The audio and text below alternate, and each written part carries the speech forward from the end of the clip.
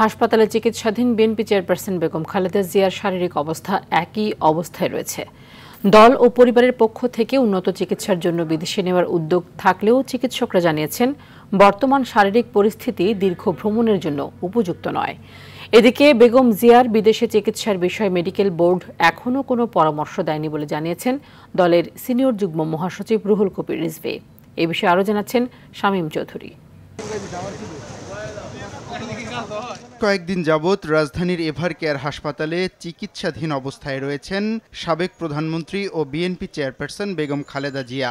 প্রতিদিনের মতো তার শরীরের খোঁজ খবর নিতে আসেন বিএনপি নেতারা।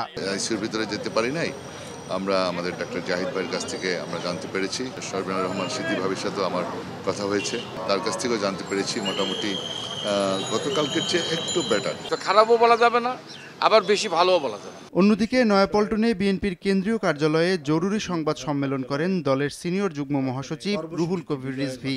সেখানে তিনি বেগম খালেদা জিয়ার শারীরিক অবস্থা তুলে ধরেন।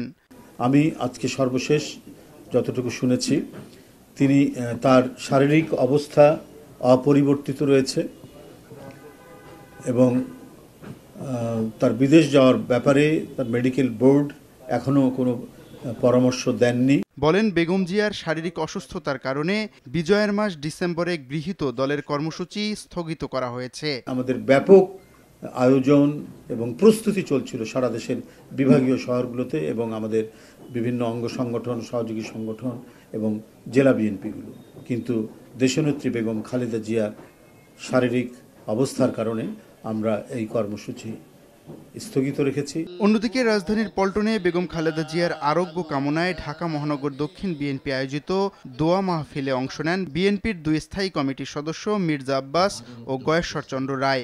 দেশবাসীর আমাদের মা দেশনেত্রী বেগম খালেদা জিয়ার জন্য যা করার প্রয়োজন আছে ইনশাআল্লাহ আমরা সেটা করব।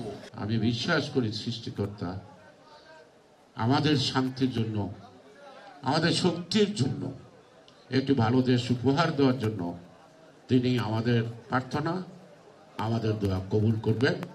আমার নেত্রী সুস্থ হবেন, আমরা আবার শক্তি নিয়ে মাঠে নামব। এছাড়া গুলশান সোসাইটি মসজিদে বেগম খালেদা জিয়ার সুস্থতা কামনায় দোয়া ও মিলাদ মাহফিলের আয়োজন করে আমরা বিএনপি পরিবার। শামীম চৌধুরী, RTV, ঢাকা।